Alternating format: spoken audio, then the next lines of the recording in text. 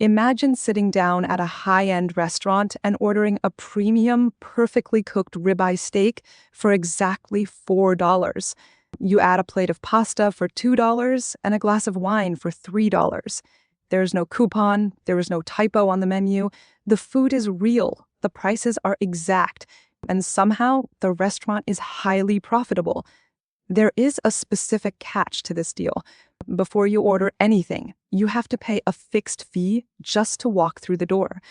This unusual pricing structure was the subject of a puzzle in the 2018 International Economics Olympiad based on a real restaurant in Moscow.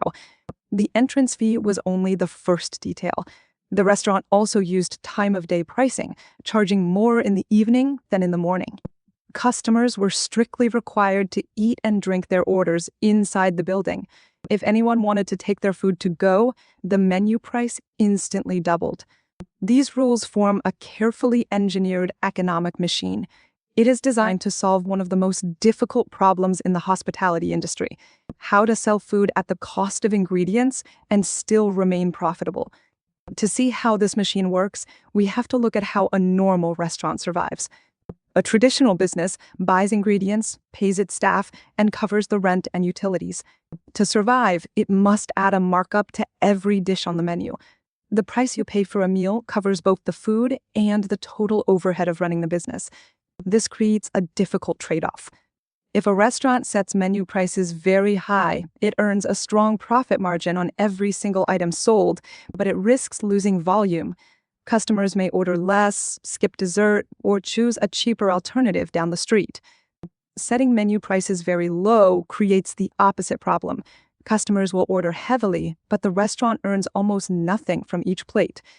The business generates massive activity while leaving nearly all the economic benefit with the customer. Traditional businesses are trapped in this zero-sum game between margin and volume.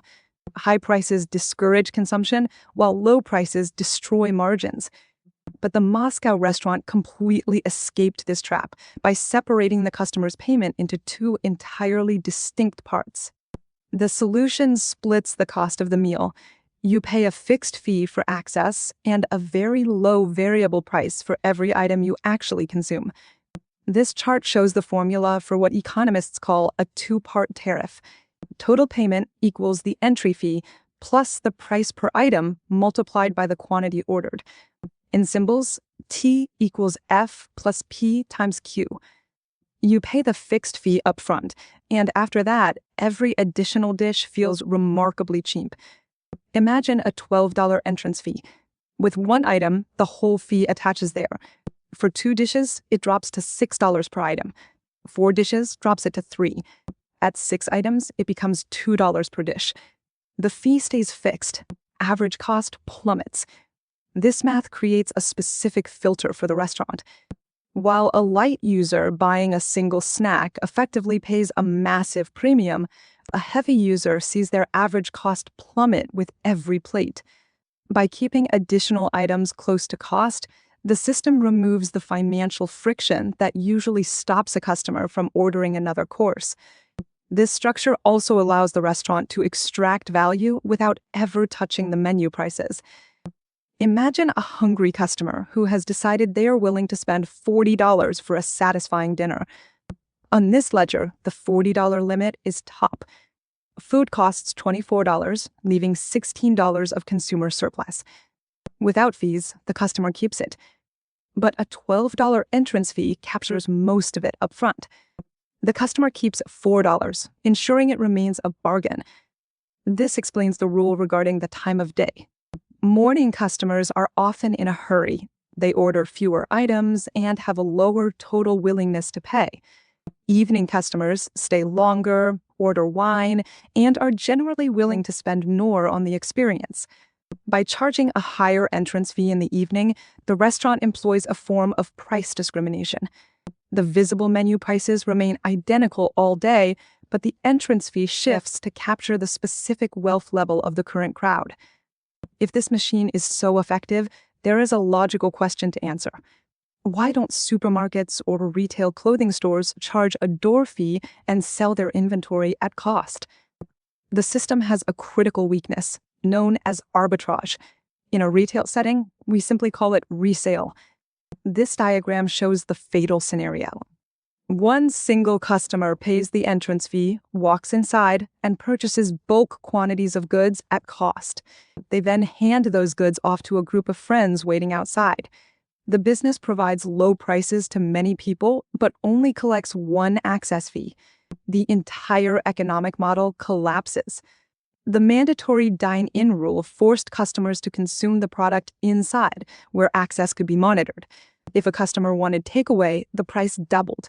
That massive markup acted as a security firewall, protecting the low-price ecosystem from bleeding out into a secondary market. A two-part tariff can only survive if the business maintains absolute control over its environment. It must be able to verify users, strictly limit the sharing of the product, and make resale nearly impossible. This pricing architecture governs massive segments of the global economy. Once you know how to look for a two-part tariff, the pattern appears in industries far beyond hospitality. You pay an entrance fee at a theme park to access rides with no individual cost. You pay a monthly fee to a gym to use equipment repeatedly.